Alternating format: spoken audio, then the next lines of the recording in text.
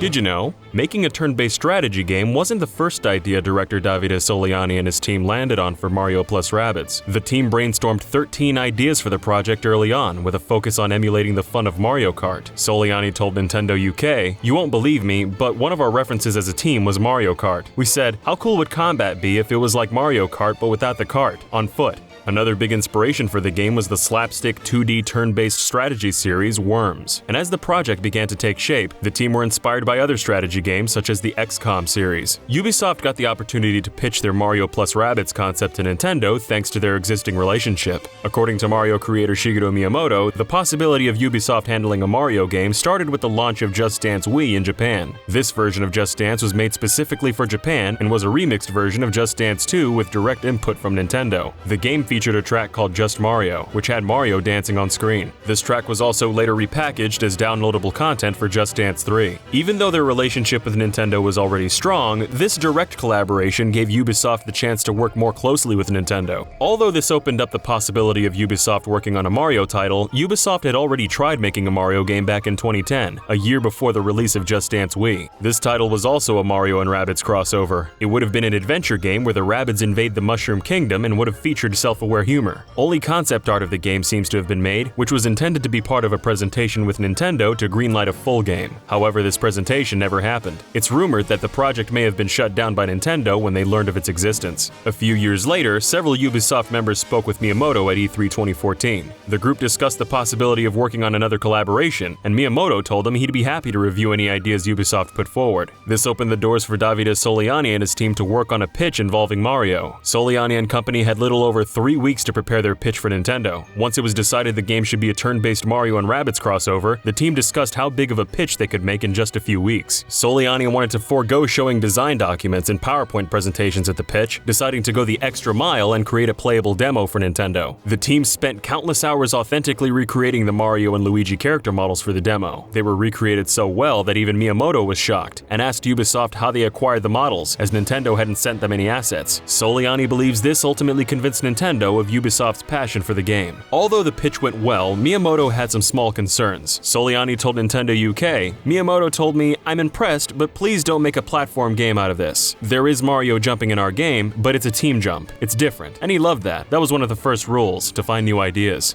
After the project was greenlit, it was Ubisoft's turn to be concerned. Soliani and his team concluded that firearms were a necessary inclusion for a tactics game. This could pose a problem and clash with the family-friendly image of Mario. Ubisoft knew the only way Nintendo would let Mario hold a gun was if the gun was unrealistic and cartoonish. Soliani said, "We used a lot of disproportion to create our weapons. We didn't want them to look real, but at the same time we wanted the player to understand the function by just seeing the visual." When designing these unconventional weapons, the team looked at other works of fiction with distorted weapons. One source of inspiration was 1997 sci-fi hit The Fifth Element, which had a wide variety of bizarre weaponry. The team showed their near-final designs to Nintendo in person. Nintendo appreciated their efforts and gave their blessing to let Mario characters use the guns. The team also had weekly conference calls and sent daily updates to Nintendo to make sure they were on the right track.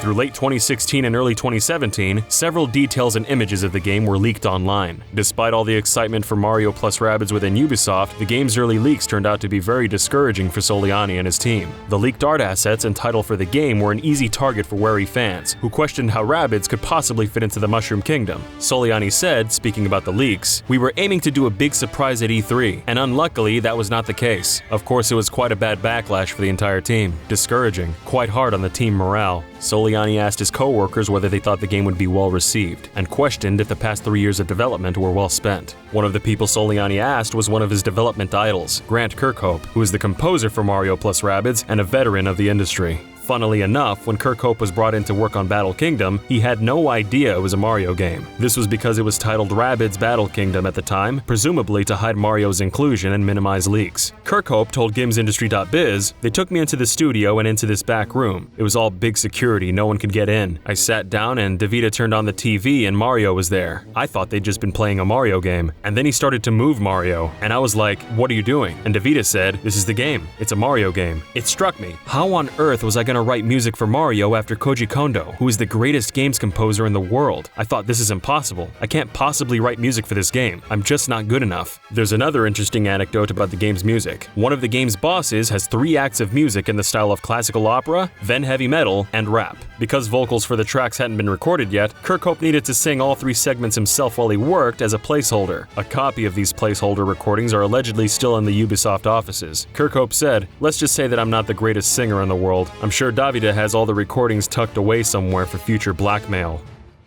Did you also know that Mario Sunshine was planned to have anatomically accurate humans similar to Super Mario Odyssey? Or that scientists have found that games like Sunshine can inspire people to be more helpful to others? For more Mario facts, check out our video on Super Mario Sunshine. And if you like this video, consider giving it a like and subscribing to the channel. And the only similarity between Mario and this guy right here is they both have mustaches.